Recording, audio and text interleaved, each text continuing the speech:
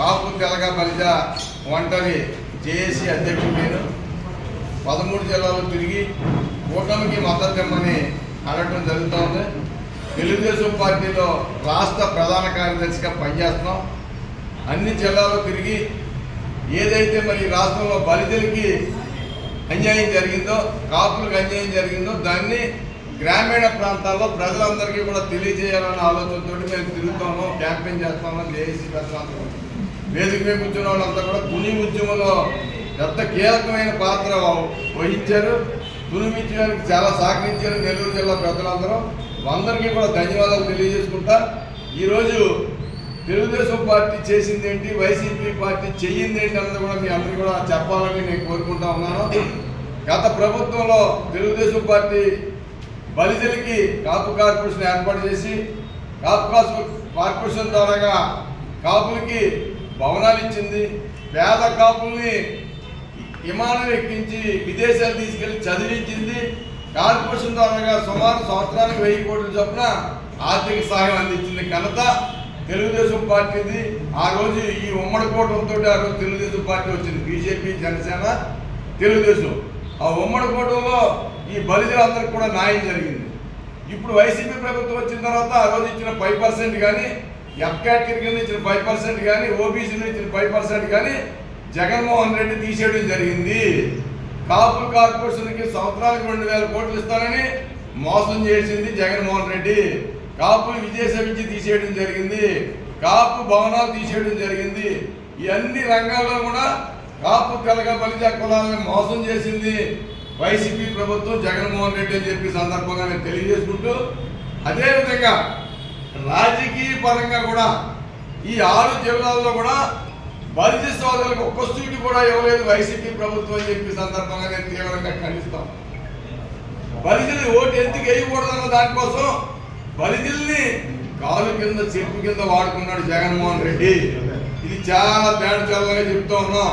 బలిజలందరూ కూడా ఒక తాటి మీదకి వచ్చి ఈరోజు కూటమికి మద్దతు ఇవ్వాల్సిందిగా మేము కోరుతా ఉన్నాం. ఎందుకు మద్దతు ఇవ్వాలన్న దాని గురించి కూడా మీకు చెప్పడం జరిగింది.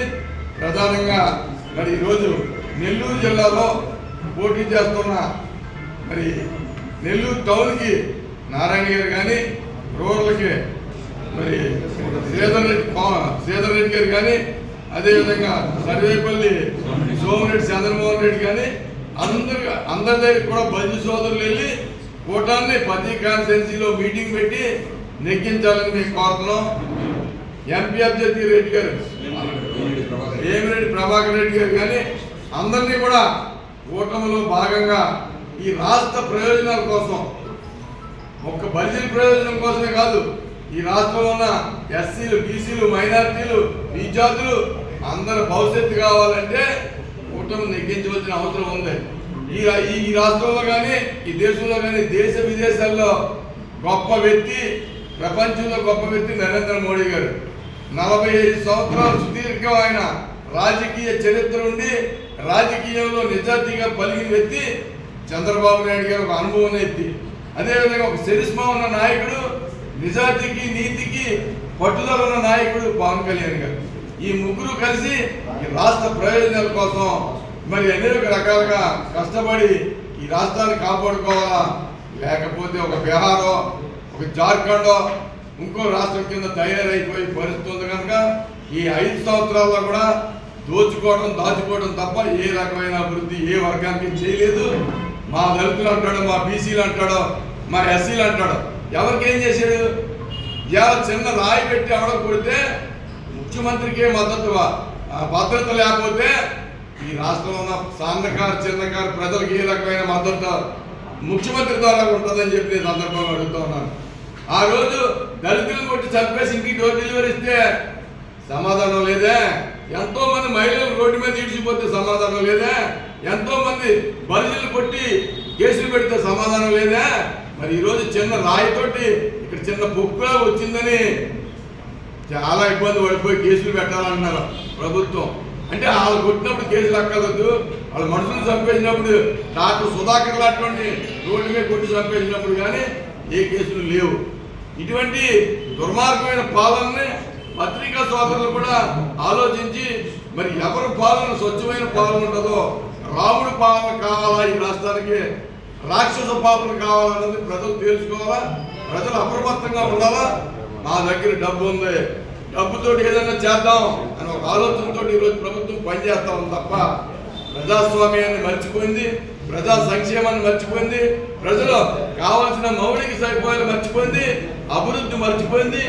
ఏది లేదు. అమ్మ ఒడి బాబు గుడ్డి, అమ్మ ఒడి బాబు గుడ్డి తప్ప ఏం లేదు. అమ్మ ఒడి 14,000 ఇస్తా ఉన్నారు.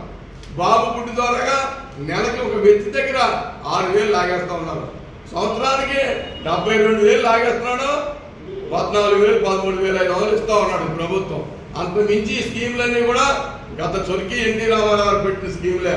పెన్షన్ కానీ, ఇల్లు కానీ, మరి బట్ట కానీ, మరి ఏదైనా ఈ రాష్ట్రంలో స్కీములు ఉన్నాయంటే ఎన్టీ రామారావు గారు, చంద్రబాబు నాయుడు గారు పెట్టిన స్కీములు తప్ప పేర్లు మార్చే స్కీములకి అంత తప్పించి ఆ రోజు ఈ రోజుని బేరీ చేసుకుంటే ఈ రాష్ట్రంలో ఎంత ఇబ్బంది పడుతూ ఉన్నారు సామాన్య ప్రజలు. కరెంటు బిల్లు కానీ, నిత్యావసర వస్తువులు కానీ, పెట్రోల్ కానీ, డీజిల్ కానీ ఏ వర్గం కూడా ఈ రోజు అందుబాటులో ప్రజలకు లేదు ఈ ప్రభుత్వం అని చెప్పి తీవ్రంగా ఖండిస్తూ, మరి ఈ జిల్లాలో అంతమంది పోటీ చేసిన కూటమి అభ్యర్థులకి, బీజేపీకి కానీ, తెలుగుదేశానికి కానీ, జనసేనకి కానీ ప్రజలందరూ అప్రమత్తంగా ఉండి ఓట్లు వేయాలని మేము అందరినీ కోరుకుంటాం.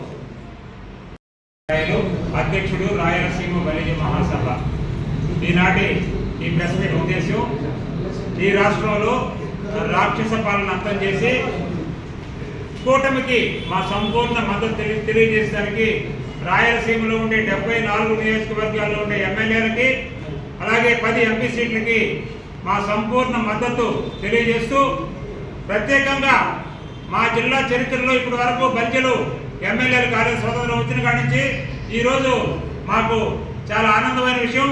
తెలుగుదేశం గవర్నమెంట్ ఒకటి నెల్లూరులో నారాయణ గారికి ఇచ్చింది, రెండోది రాజంపేటలో సుఖవాసి సుబ్రహ్మణ్యం గారికి ఇచ్చింది, అలాగే పవన్ కళ్యాణ్ జనసేన తరఫున తిరుపతి సీటు కేటాయించడం, ఈ 3 సీట్లు కేటాయించడం మా రాయలసీమలో ఉండే ప్రజలందరికీ కొంచెం ఊరట కలిగించింది.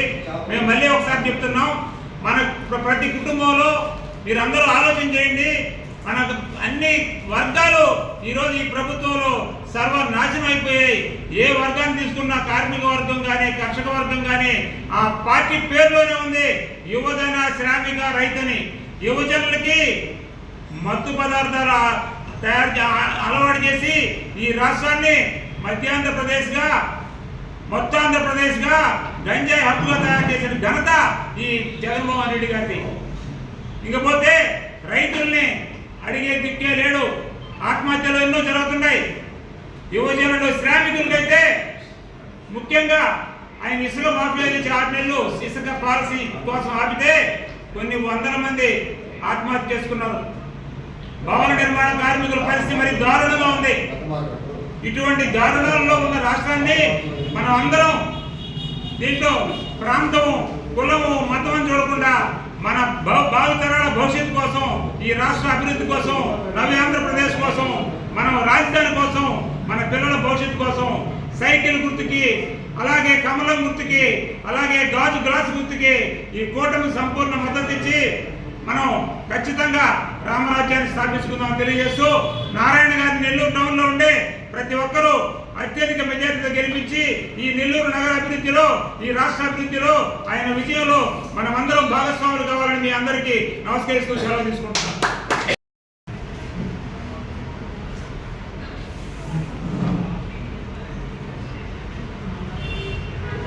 ఈరోజు వారికి మా సంపూర్ణంగా మద్దతు తెలిపాము నెల్లూరు జిల్లా తరఫున. అలాగే పెద్దలు చెప్పినట్టుగా పొంగూరు నారాయణ గారిని గెలిపించుకోవడం ఎంతో అవసరం. పొంగూరు నారాయణ గారిని గెలిపించుకోవడం ఎంతో అవసరం. ఎంత చెప్తున్నారండి ఈ మాట, 60 సంవత్సరాల ముందు లక్ష్మయ్య గారు అని చెప్పిన ఒక ఆయన కాపు గెలిచాడు నెల్లూరు జిల్లాలో. ఈ రోజు లేదు. పొంగూరు నారాయణ గారిని గెలిపించుకొని మనుషులకి ఒక వేరు తెచ్చుకోవాలని చెప్పని మనుషులందరూ ఏకదాని మీద వచ్చి పొంగూరు నారాయణ గారిని అత్యంత విశేషంగా గెలిపించాల్సిందిగా నెల్లూరు జిల్లా కార్పొరేట్ ప్రెసిడెంట్ గా చెప్తూ సెలవు తీసుకుంటున్నాం.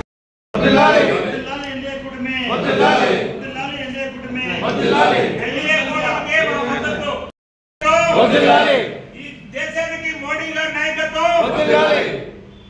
తెలుగుదేశం కాపురాడు. జనసేన బీజేపీ ఐక్యత. వర్ధిల్లాలి. తెలుగుదేశం జనసేన బీజేపీ ఐక్యత. వర్ధిల్లాలి. తెలుగుదేశం బీజేపీ జనసేన ఐక్యత. వర్ధిల్లాలి. జై తెలుగుదేశం. జై జై తెలుగుదేశం. జై తెలుగుదేశం. జై జై తెలుగుదేశం. జై బీజేపీ. జై జై బీజేపీ. జై జనసేన.